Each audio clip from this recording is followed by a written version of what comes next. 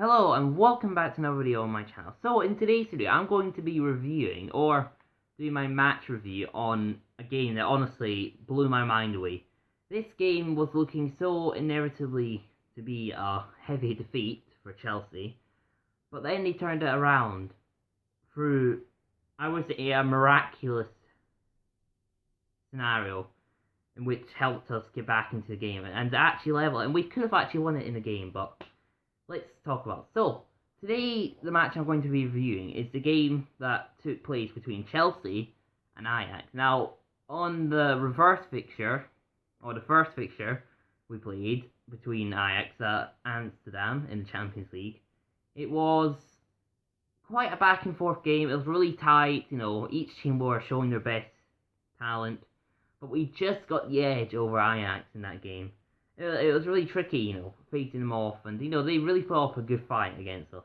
But now, we turned our attention to Stamford Bridge, the home of Chelsea, and the spectacle that took down between Chelsea and Ajax is something that will be remembered in Champions League history. Now, it certainly is not the best game ever, but it'll certainly be one of the top games for this season's Champions League, for sure. I mean, Ajax, they got really lucky with us making two inconceivable mistakes of own goals. And of course then it began with them obviously having that own goal. Unfortunately, Tammy Abraham got the touch to it and obviously scored the first goal for them. But then we fought back immediately, got a penalty because Jorginho was fouled in the 6-yard box. Then Ajax seemed to take more control for the game. The flow was kind of going towards them. The momentum was switching between us to them. It was kind of a back and forth, battle. But then, we took our guard off the Ajax player and they managed to score another goal. And then here we go. A goal that I would probably say is very... No, well, it's very uncommon, this type of goal, but very unorthodox. The way it just curled into the goal, and Kepa wasn't really keeping his eye on it, and that obviously caused us to be losing 3-1. And then it went into half-time. Frank Lampard's detailing of this first half performance wasn't up to the standards that he was hoping, and the motivation that he got into the players was incredible, because after that, we put on a fight. From the get-go, we just kept attacking Ajax.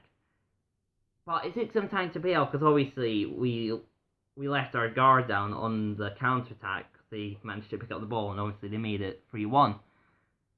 But the way in which we got back into the game was, I would say, a miracle, you could say.